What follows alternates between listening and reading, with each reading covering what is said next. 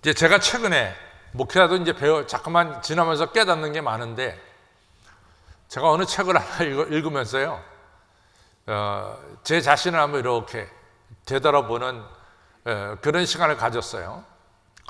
그 책을 쓰신 분이 우리에게 있어서 이 부활신앙이 너무너무 중요한데, 대부분의 목회자들의 설교를 보면은 부활에 대한 설교보다 예수님의 십자가에 대한 설교를 훨씬 많이 한다는 거예요. 그래서 이분이 통계를 냈는데, 목회자들이 예수님의 십자가에 대한 설교를 10번 한다면은 부활에 대한 설교는 2번 한다는 거예요. 그래서 제가 그 글을 보고 저를 한번 되돌아봤어요. 그때는 제가 그 통계에 맞는 사람이에요. 제가 사실은 예수님의 십자가에 대해서는 참 많이 얘기합니다. 여러분과 제가 십자가 지고 와야 된다. 십자가는 바로 순종하는 것이다. 십자가는 바로 예수님 때문에 고난받는 것이다. 우리 예수님 때문에 고난받읍시다. 뭐 이런 주제의 설교를 제가 10번을 한다 그러면은 사실은 예수님의 부활에 대한 설교는 상대적으로 2번밖에 안 한다는 거예요. 근데 그게 맞아요. 제가 4월 4일 날 부활주일에 설교를 했잖아요. 그래서 부활주일을 지나고 나서 한 서너 번 있겠지 부활주일 설교를 하는데, 그러고 나서는 부활주일 부활 설교를 말고는 거의 다른 때는 부활절을 지나고 나서는 부활 설교를 안 한 경우가 많이 있습니다. 근데 이분이 지적한 것은, 제가 전에도 설교했지만은 예수님의 십자가의 보혈이 여러분과 저의 죄를 씻어주세요. 예수님의 십자가의 보혈이 여러분과 저를 거룩하고 하나님의 자녀로 만들어 주십니다. 그런데 예수님께서 십자가에 달려서 죽으셔서 물과 피를 다 흘리시고 죽으셔서 3일 만에 부활하지 않으셨다면은 예수님은 우리가 그렇게 존경하는 안중근 의사와 유관순 의사와 다를 게 뭐냐 그 말이에요. 안중근 의사도 우리 민족을 위해서, 해방을 위해서 목숨을 바치신 분이죠. 유관순 여사도 3.1운동 때 목숨을 바치신 위대한 우리의 선배시죠. 그러나 안중근 의사가 우리의 구세주가 되지 못하고 유관순 여사가 여러분과 저를 죄악에서 건지시는 구세주가 되지 못합니다. 그 이유는 뭐냐? 그분들이 부활을 못해서 그래요. 그러나 예수님은 죽은 자 가운데서 부활하셔서 예수님의 흘리신 보혈이 우리의 죄를 깨끗하게 씻겨졌다는 것을 확인시켜 주십니다. 그리고 예수님께서 부활하셔서 우리로 하여금 부활하는 축복을 나눠주셨어요.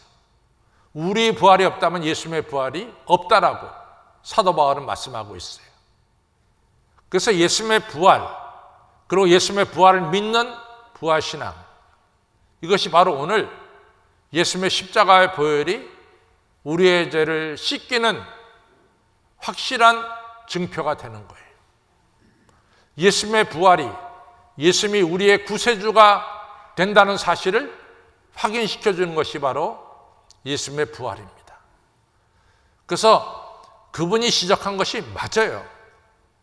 우리에게 부활신앙이 없다면 우리의 믿음은 헛것이다 라고 하는 사실입니다. 오늘 여러분과 저는 부활신앙을 확실히 가져야 될 줄로 믿습니다. 부활의 확신이 있기를 주님의 이름으로 축원합니다. 제가 누가복음을 좋아하는 이유를 여러분들에게 여러 번 말씀했어요.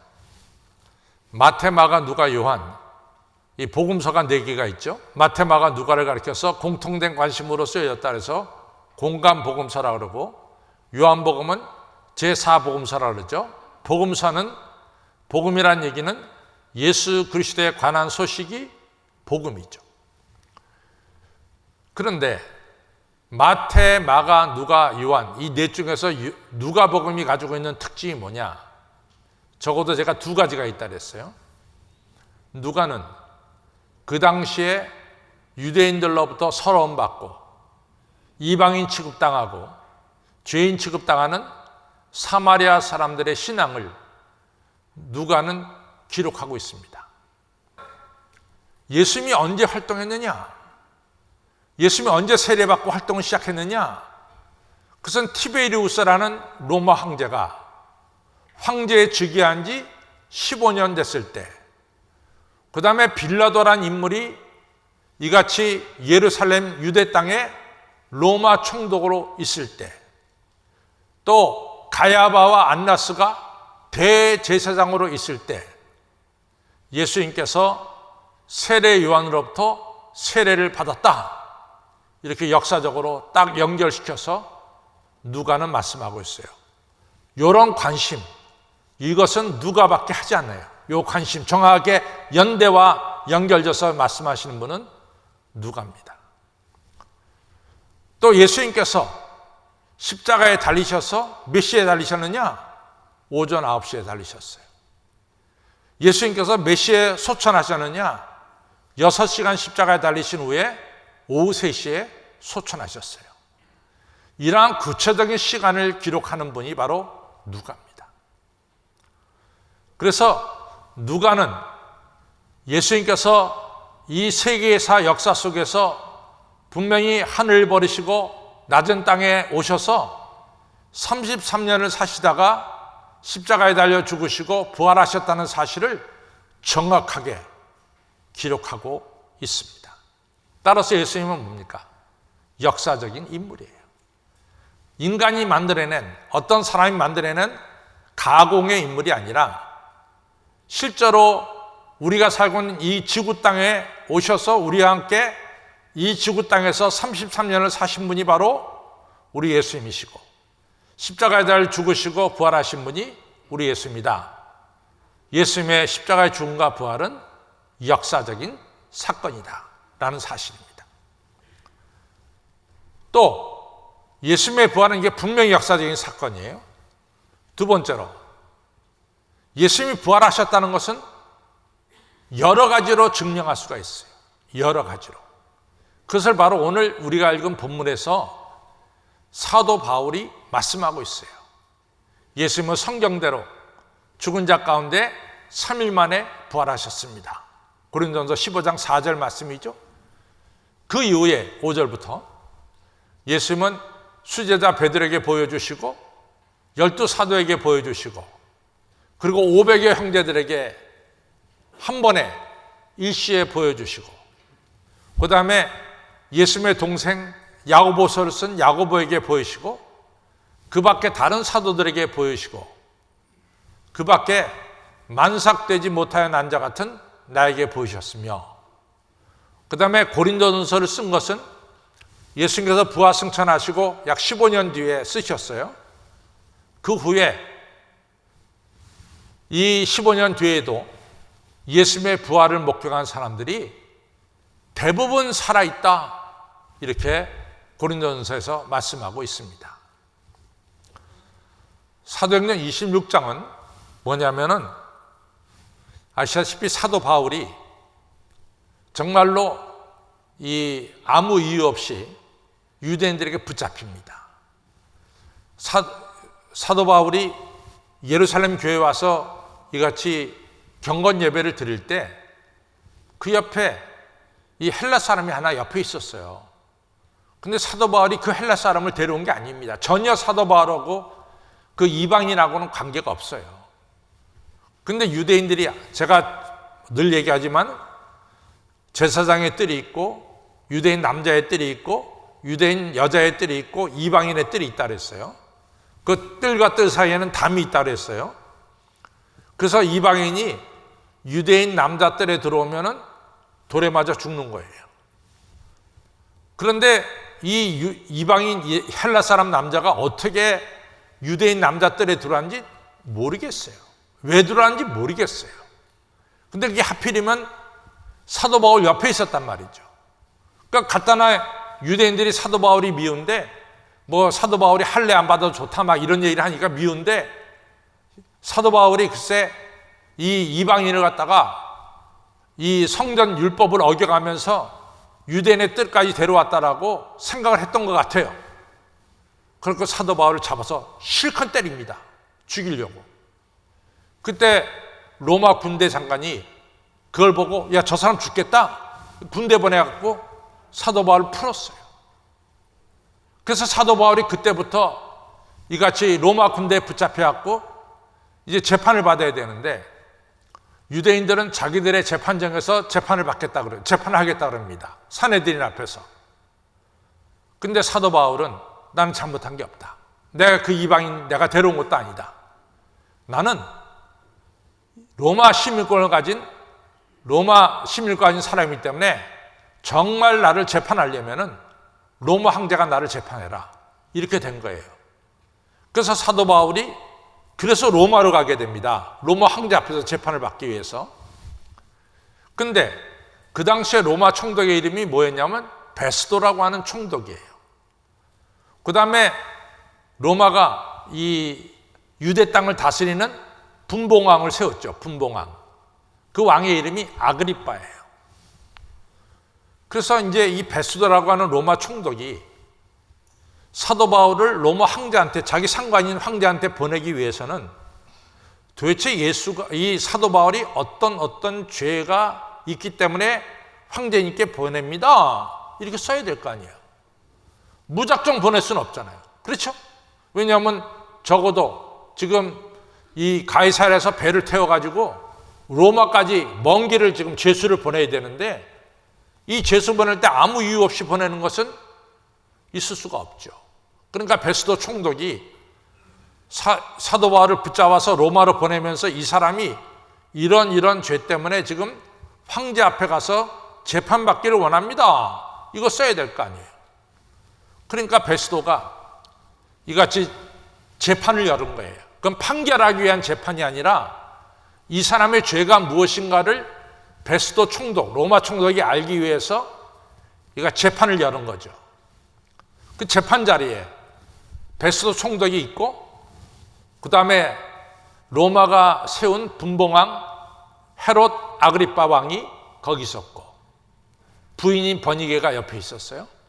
그리고 유대인들이 쭉 있었고, 그 다음에 이제 사도 바울을 가운데 세웠겠죠. 네 죄가 뭐냐? 뭐 이렇게 물어봤겠죠. 그때 사도 바울이 이런 얘기를 합니다. 사도행전 26장 25절에 나오는 얘기인데, 여러분들, 아그리빠 왕이요, 베스도 각하요, 내가 지금 얘기하는 것, 예수님이 십자가에 달려 죽으시고 그리고 부활한 이 사건은 어느 구석에서 일어난 일이 아닙니다. 어느 구석에서 일어난 일이 아닙니다. 이것은 왕도 알고 있고, 아그리빠 왕도 알고 있고, 베스도 각하, 로마 총독 당신도 다 알고 있는 사실을 내가 지금 말하고 있습니다. 여기서 중요한 것은 뭐냐? 예수님의 십자가의 죽음과 부활은 그 당시 사람들은 거의 다 알고 있었다 그 말이에요. 그것은 어떤 한 구석에서 일어난 일이 아니라는 거예요. 많은 사람들이 다 예수님의 십자가의 죽음과 부활을 알고 있었어요. 근데 뭐가 갈라지느냐?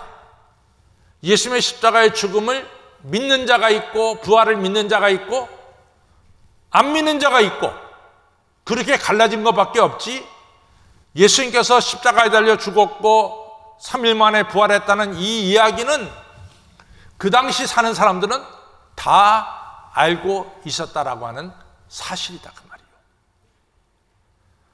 예수님의 부활은 정말로 많은 사람들이 알고 있었어요. 제사장도 알고 있었어요. 예수님이 누우셨던 시신이 무덤이 비었다는 것을 알고 있었어요.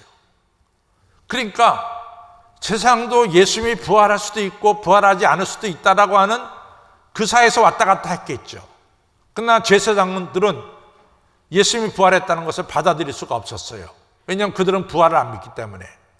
그러니까 로마 군병들에게 돈을 줬어요. 돈을 줘갖고 매수했습니다. 예수님의 제자들이 와서 예수님의 시신을 훔쳐갔다고 말해라. 그래서 로마 군병들은 돈을 받고 예수님의 시신이 없어진 것은 예수님의 제자들이 밤에 와서 훔쳐갔다. 이렇게 얘기한 거예요. 여기서 한 가지 정확한 사실은 예수님의 무덤이 비었다. 그것은 다 인정하는 거죠. 비었다. 여러분과 저는 믿는 사람은 예수님은 부활하셨고, 믿지 않는 사람들은 예수님의 시신을 훔쳐갔다. 이렇게 생각하는 거죠. 예수님이 부활한 것을, 예수님의 무덤이 빈 것만큼은 정확해요. 두 번째로, 우리가 알다시피 예수님은 많은 사람들에게 나타났기 때문에 예수님이 부활했다는 사실을 사람들이 들었어요. 보지는 못했을지 몰라도 적어도 들었어요. 예수님 아시다시피 누가복음 24장에 제자들에게 나타났잖아요. 제자들이 막 부활하신 예수님이 나타나니까 겁이 났어요. 예수님 말씀은, 야, 영은 살과 뼈가 없지만 나는 이 몸으로, 신령한 몸으로 부활했기 때문에 너희들 와서 내 손을 만져봐라. 손을 만져봐라. 살이 있고, 뼈를 만져봐라. 뼈가 있고, 못 박힌 손, 창작로 허리가 보여줬어요. 신령한 몸으로 보여준 것을 누가복음 24장에 예수님께서 보여주셨어요. 생선 구운 거 가져와라. 그들이 있는 데서 구운 생선을 드셨어요. 예수님 몸으로 부활하신 것을 보여주셨어요. 또 누가복음 24장에 우리가 잘 알다시피 엠마오로 내려가는 제자들에게 예수님이 동행하셔서 그들로 하여금 부활하신 예수님을 만나게 하셨어요. 요한복음 20장에서 예수님이 죽었다고 벌벌 떨고 있는 제자들에게 나타나서 두려워 말라, 내니 두려워 말라, 너희들에게 평강이 있을지어다, 성령을 받아라, 네 죄든지 사하면 사해질 것이다. 이 제자들, 부활하신 예수님이 나타나셨어요. 근데 불행하게도 그 자리에 누가 없었습니까? 도마가 없었잖아요. 도마가 나는 내 눈으로 부활하신 예수님 보지 않으면 난 믿지 못하겠다 이랬잖아요. 그러니까 예수님께서 8일 뒤에 도마에게 나타났잖아. 도마 일로 와라. 나를 만져봐라. 그리고 너는 의심하는 자, 믿지 못하는 자가 되지 말고 믿는 자가 되라. 이렇게 부활하신 예수님은 많은 사람들에 나타나셔서 보여주셨어요. 그래서 사도 바울이 이런 얘기를 하는 거죠. 베드로와 12사도와 500 형제에게 나타났고, 야고보와 그 밖에 사도들에게 나타났고, 그 밖에 만삭되지 못하여 난 자 같은 나에게도 나타났다. 예수님이 십자가에 달려 죽으시고 부활하셨다는 사실은 그 당시 사람들은 다 알고 있었어요. 부활신앙을 가진 자와 부활신앙을 가지지 못한 자, 이 둘로 갈라졌어요. 사도 바울이 중요한 결론을 말합니다. 내가 부활신앙을 가진 이유는 뭐냐? 자기가 부활신앙을 가진 이유는 뭐냐? 그것은 하나님의 은혜다, 그 말이에요.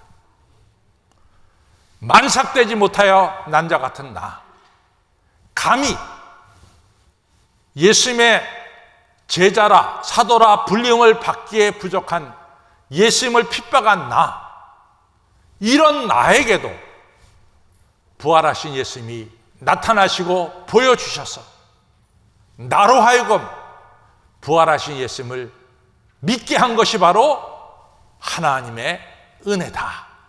오늘 10절 11절에 그 말씀을 하고 있습니다. 우리 한번 고린도전서 15장 10절 11절 읽을까요? 15장 10절 11절 1장 15장 10절 11절입니다. 시작. 나의 나된 것은 하나님의 은혜로 된 것이니 내게 주신 그의 은혜가 헛되지 아니하여 내가 모든 사도보다 더 많이 수고하였으나 내가 아니요 오직 나와 함께 하신 하나님의 은혜로다. 그러므로 내나 저희나 다 이같이 전파하여 너희도 이같이 믿었느니라. 10절 한 절에 하나님의 은혜를 사도 바울이 3번씩이나 언급하고 있어요. 그러나 나의 나 된 것은 하나님의 은혜로 된 것이다. 내게 주신 그의 은혜, 하나님의 은혜가 헛되지 아니하여 내가 모든 사도보다 더 많이 수고했으나 내가 아니요 오직 나와 함께 하신 뭐요? 하나님의 은혜단 말이야. 그러니까 사도 바울이 부활하신 예수님을 믿게 된 가장 핵심 뭐냐? 하나님의 은혜입니다. 하나님의 은혜입니다. 사실은 보세요. 여러분과 저도 잘 보십시오. 사도 바울은 율법이 인간을 구원한다고 믿었어요. 율법이. 바리새파 사람 아닙니까? 율법으로 보면 나는 흠이 없는 자라 그랬잖아요. 그 다음에 율법의 대가인 가말리엘 선생님 밑에서 배운 분이에요. 율법에 대한 확신이 너무나 컸어요.